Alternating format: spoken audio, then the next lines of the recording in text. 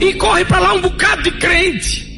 Mulher que quer usar brinco, quer usar calça arrochada, homem que quer usar cabelo grande, que quer usar maquiagem, homem que quer usar brinco, corre tudo pra lá, leva esses lixos pra lá. Eu vou no Rio Jordão mergulhar por vocês, seja uma das 8.000 pessoas, ou até no mínimo com uma oferta de R$300, amém? Nós vamos trazer ao altar nossos dízimos, nossas ofertas. Você que é dizimista, traga seu dízimo. Você que é ofertante, traga sua oferta. Você que não é nada, não traga nada. Um envelope especial, você vai oferecer um aluguel seu. Dinheiro venha! Dinheiro venha! E vem! E tá chegando! Eu confesso para todos vocês, se você é cristão, você precisa assistir este vídeo até o final. Hoje nós vamos descobrir as estratégias mais sombrias utilizadas para enganar milhões de fiéis. Você já se perguntou como alguns líderes religiosos conseguem controlar multidões, manipular emoções e ainda assim manter suas igrejas lotadas e cofres cheios? Este vídeo vai expor duas das maiores e mais chocantes táticas usadas por certos pastores para fisgar e prender suas ovelhas, criando um ciclo de medo e ganância que alimenta a sua própria riqueza e poder. Você não pode perder isso. A verdade está mais perto do que você imagina. E o que você vai assistir pode mudar sua visão sobre tudo o que você acreditava ser sagrado. Fique comigo até o final, porque esta revelação é tão polêmica quanto necessária. E depois eu vou dar uma explicação bombástica do pastor Geraldo Moraes sobre o dízimo. Realmente é de cair o queixo.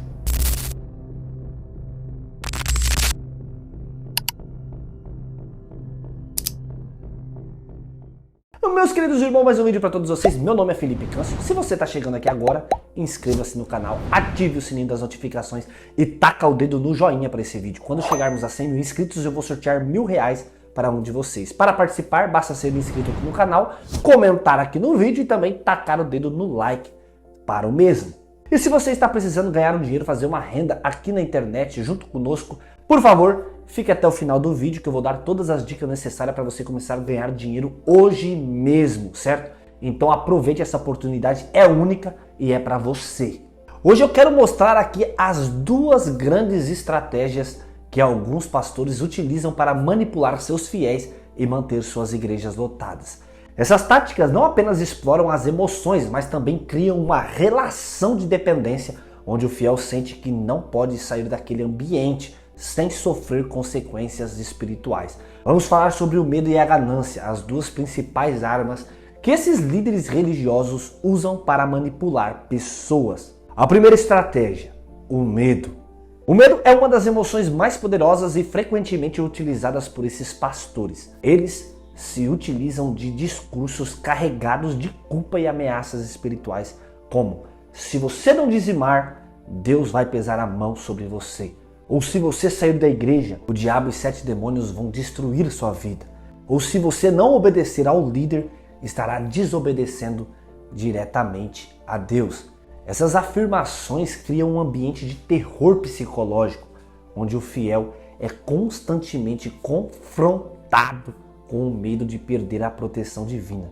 Isso os mantém presos dentro das regras da igreja, sem questionar as atitudes do pastor ou os dogmas pregados. E muitas vezes é o medo do inferno, da morte ou do julgamento divino que os impede de buscar outras perspectivas ou até mesmo a verdade.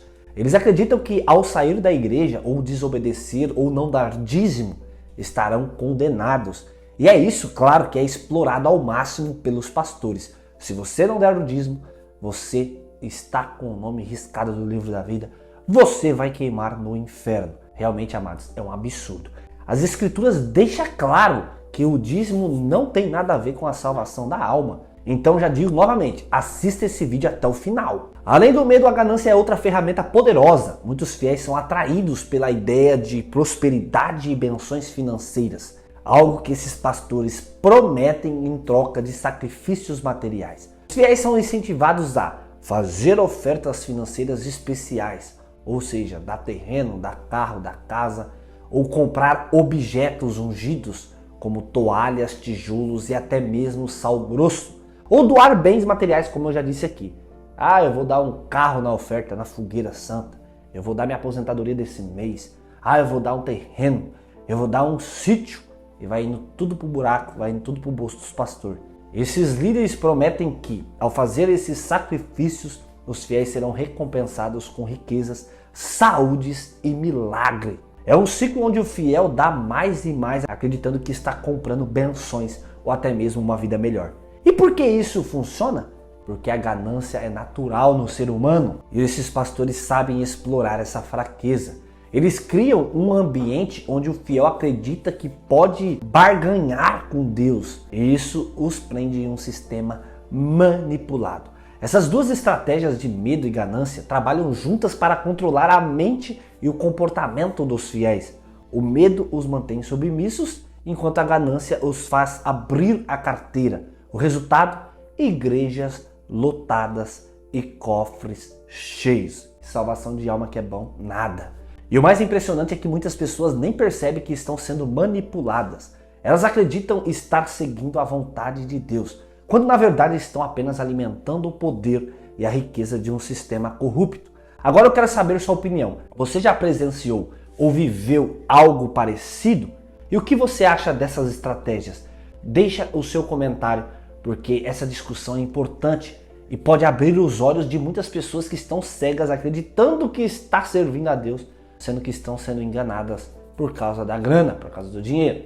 E no final desse vídeo eu quero trazer uma pregação bombástica do pastor Geraldo Moraes. Sim, ele confessou que os pastores usam Malaquias para extorquir a igreja. E ele deu uma explicação sobre o dízimo que realmente é de deixar as pessoas de boca aberta. Você precisa assistir essa pregação até o final. Eu já postei uma vez aqui, mas com certeza muitas pessoas não viram. E você que assiste esse vídeo, que está assistindo, você precisa assistir essa pregação até o final, que realmente vai esclarecer muita coisa, vai abrir teus olhos e vai mostrar a verdade a respeito do dízimo. Você foi enganado. Veja o porquê. Abre aí, Miguel. Malaquias, capítulo 1, versículo 1. Esta é a arma dos pastores. Quando na igreja se fala em Malaquias, as ovelhas já sabem, vamos ser tosqueadas. E os pastores dizem, mas está na Bíblia. E digo eu, nós não temos uma doutrina bíblica. A nossa doutrina não é bíblica. Se fosse bíblica, Malaquias serviria para mim, Levítico serviria para mim, porque Levítico é bíblico. Malaquias não é bíblico, mas não serve para mim. Então a nossa doutrina está nas epístolas de Paulo, de Romanos a Hebreus, que são a revelação da graça de Deus para a igreja gentílica que vive o novo pacto. Então preste atenção, Malaquias capítulo 1, versículo 1. Peso da palavra do Senhor contra a igreja no Brasil, contra a igreja, contra os gentios. Então leia, peso da palavra do Senhor contra Israel por intermédio de...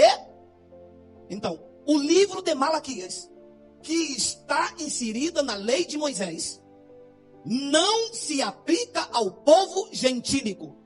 É uma sentença contra o povo de Israel. Quem é de Israel, diga baixinho, aleluia. Então essa carta não se aplica a você. Eu tenho dito como exemplo, se eu escrevo uma carta para minha esposa e digo, minha querida esposa, eu te amo. Essa carta cai no chão e se perde. Você pega. Se aplica a você? Eu estou falando com você? Não. Mas você pode usar e falar, nossa, como que ele tratava muito bem. Olha, ele ama. Mas ele não está falando comigo. O conteúdo não se aplica a mim.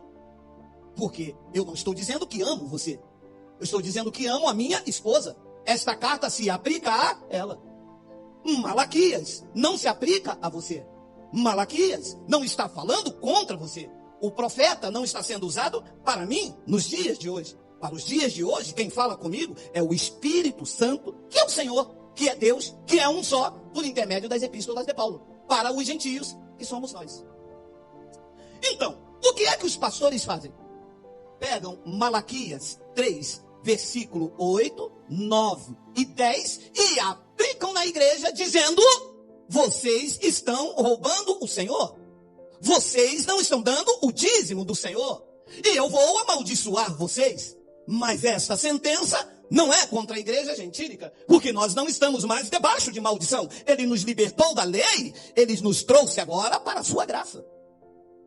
Então, quando os pastores vêm com Malaquias 3:10, ele está pregando o livro da lei para a igreja gentílica. E a igreja gentílica não pode receber lei, porque todos os que estão debaixo da lei, disse Paulo aos Gálatas, estão debaixo de maldição. Então, no capítulo 3, vê se tem aí, Miguel, no versículo 8, está aí o que eles aplicam na igreja. Lembre, mas isso aqui não é para você nem para mim, porque nós não somos de Israel.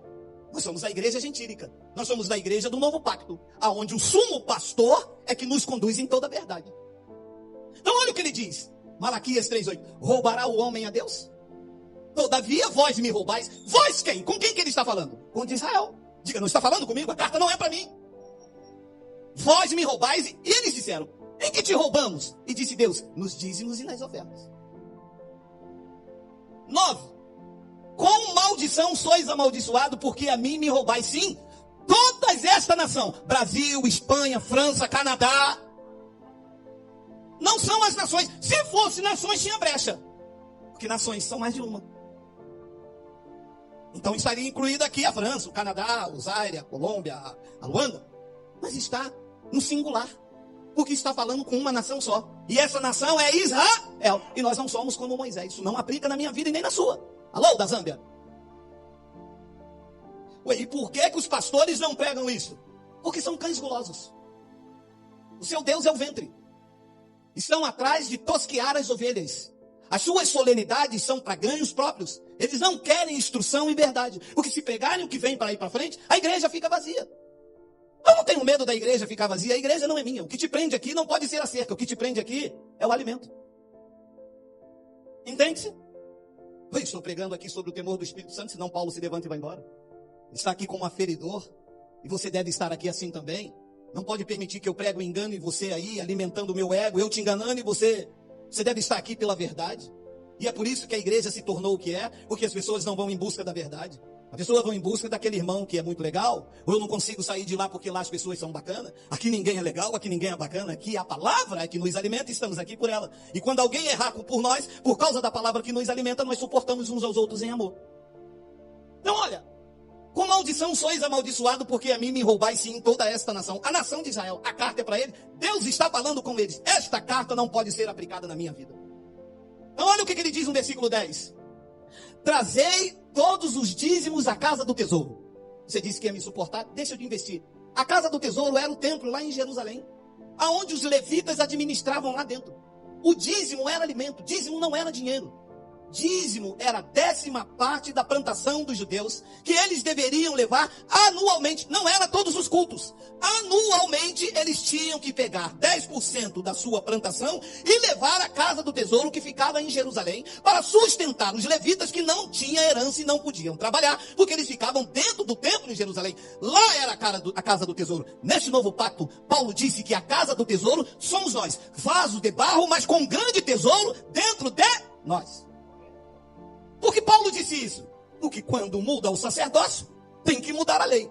Mudou os pactos, mudaram-se a aliança. O templo não é mais em Jerusalém, e o templo agora sois vós. O templo do Espírito Santo. Diga, Abba, Pai. Trazei todos os dízimos à casa do tesouro, para que haja mantimento na minha casa, e depois fazei prova de mim nisso. Diz o Senhor dos Exércitos: se eu não vos abrir a janela do céu, e não derramar sobre vós uma bênção tal, até que não haja lugar suficiente para recolher. O que estava acontecendo aqui? Como eles estavam em desobediência, não levando para os sacerdotes, e os sacerdotes em consequência em desobediência a Deus, Deus cerrou a janela dos céus. Era um pacto de dente por dente, olho por olho. Deus agia segundo as obras dos homens. Hoje é em graça, Deus não age segundo as minhas obras. Deus age segundo a sua graça e a sua misericórdia, porque o favor agora é imerecido. Então Deus cerrou a janela dos céus. Como não chovia, eles não plantavam e não colhiam. De uma outra feita, continuou-se a desobediência. O que ficou? Deus enviou um gafanhoto chamado devorador. O que os pastores fizeram?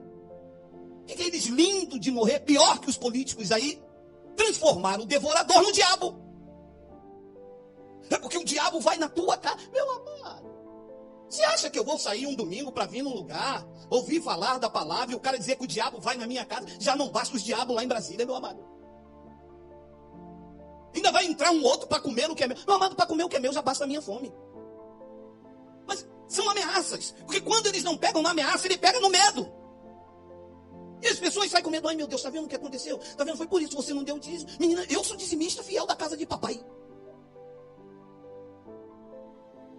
Dízimos eram alimentos. E que o povo tinha que dar anualmente. Mas por que o senhor prega isso? Porque essa é a verdade. E por que os pastores não pregam isso? Eles querem enriquecer. É melhor ser pastor do que ser mecânico. O cara abre uma igreja, chama o povo, ameaça, manda você dar 10% do teu salário. Se acontecer alguma coisa, é porque o pastor é cheio de unção. Se não acontecer nada, você teve fé. Não teve fé. Manda abrir a Bíblia e pregar o evangelho. Nós vamos dar até... Eu, meu amado, eu dou até... Eu dou minha vida, dou meu carro, dou tudo. Mas se pregar a verdade.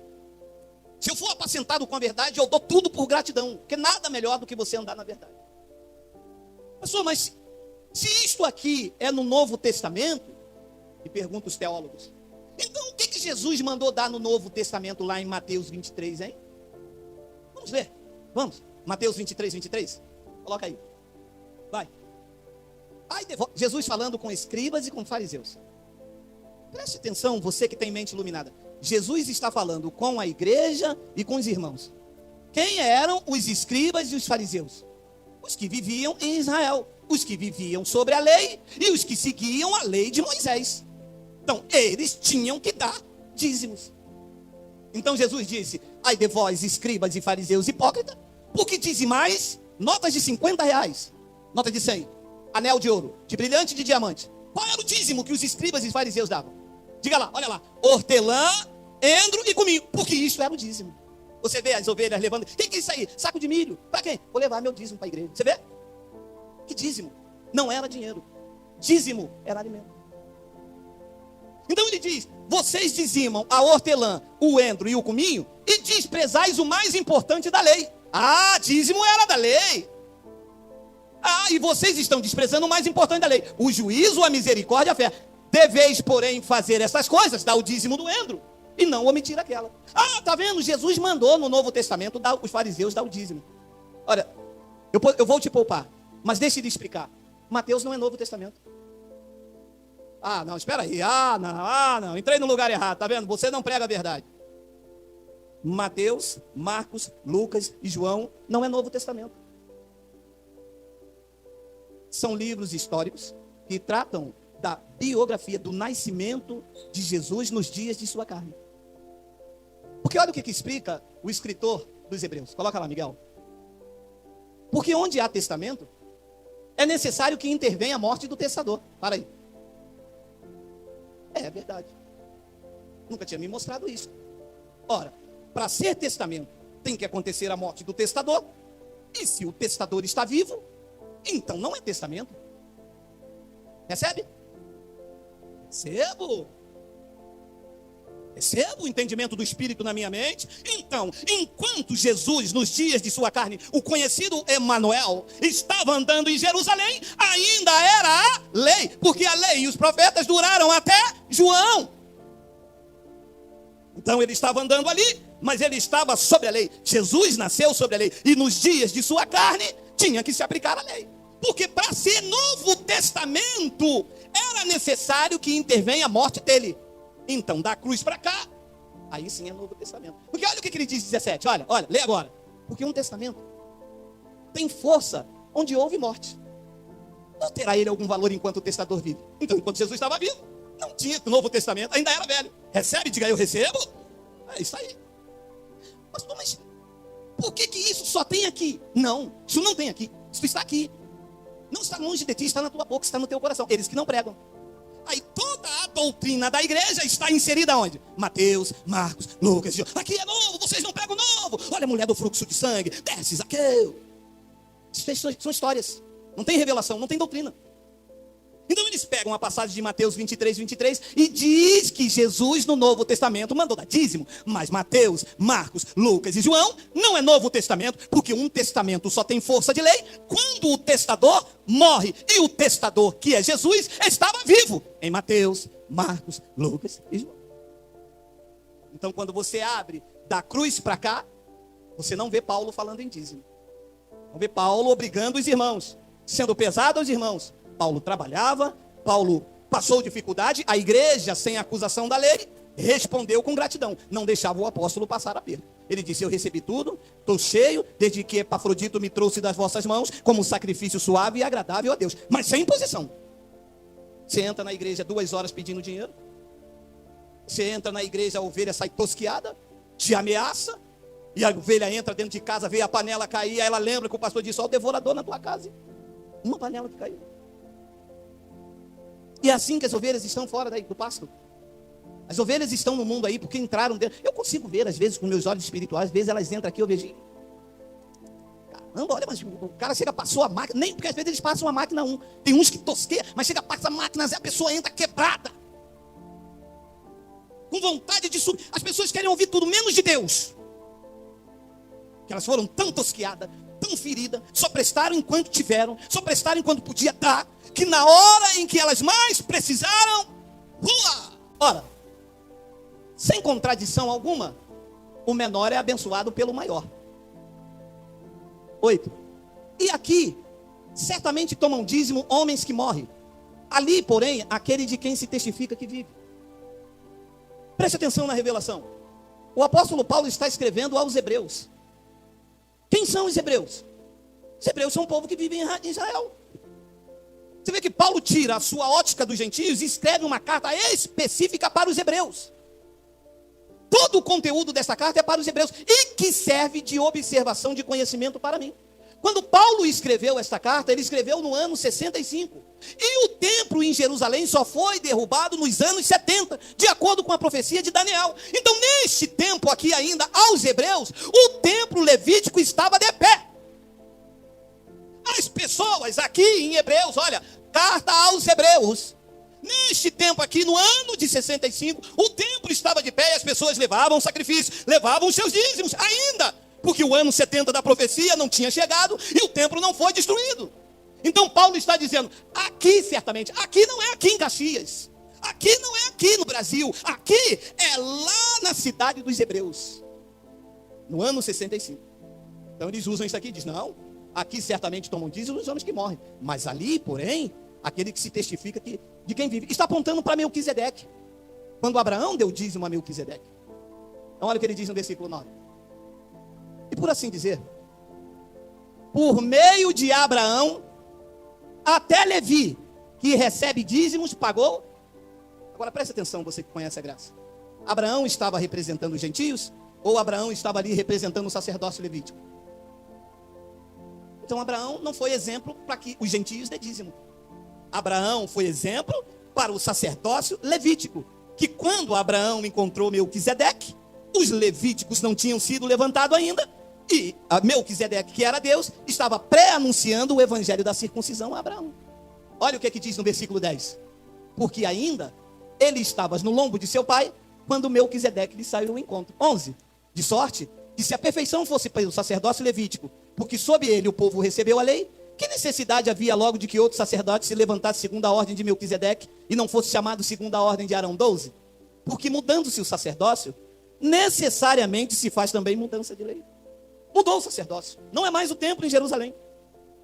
Não há dízimos em graça. Em graça é por gratidão. Em graça não é como eles colocam. É por isso que a igreja da graça não é esse império que está aí. Porque o foco não é o dinheiro, não é o vil metal. Deus não está associado a dinheiro. Eu vou repetir. Você não vai encontrar Deus se relacionando com o dinheiro neste local. Este é o local de exaltação e de conhecimento ao Cristo vivo. Jesus, quando nasceu, ele nasceu entre os animais. Os magos, quando foram procurá-lo, foram até o palácio de Herodes, querendo saber aonde nasceu o rei, o Salvador. A estrela o foram guiando e foram levando para uma estrebaria. Alguns deles falaram, mas não pode. Disseram que quem nasceu foi o Salvador, o palácio é lá, como a estrela está apontando para aquela estrebaria.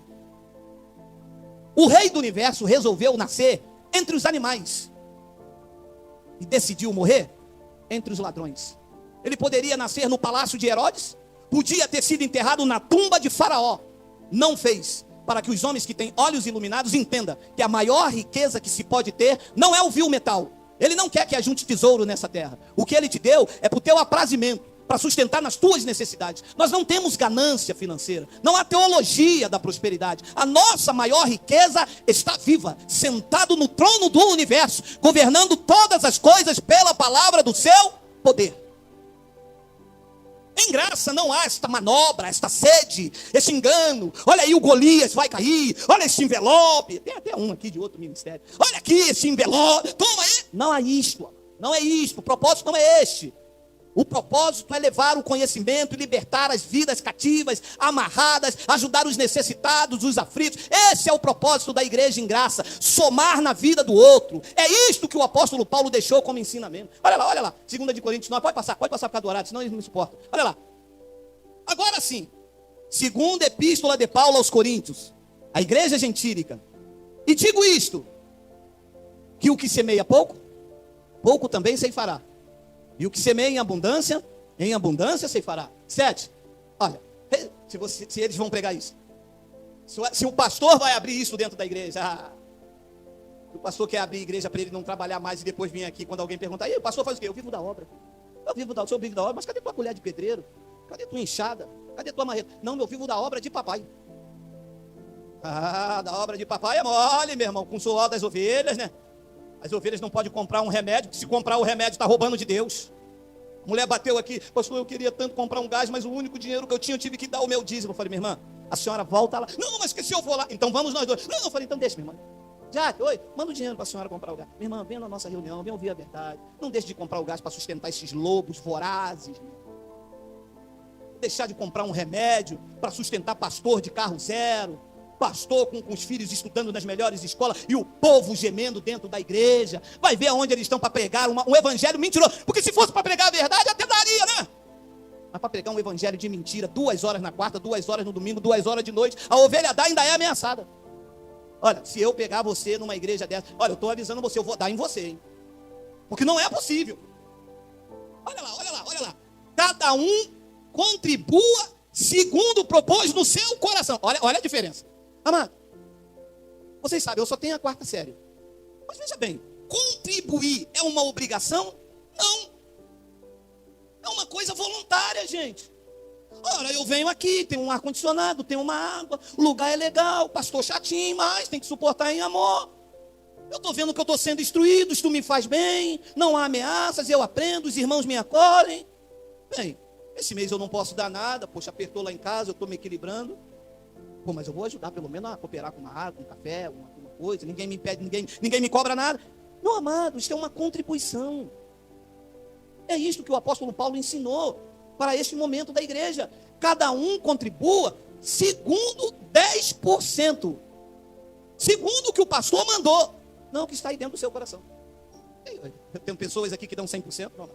Você não tem noção de pessoas aqui que ganham 2.000 e dão 2.500, vão lá. Não, pastor, porque não pode parar, não pode deixar, precisa ajudar. Porque isso é um espírito de gratidão. Porque isso vale muito mais do que qualquer Bíblia em riste.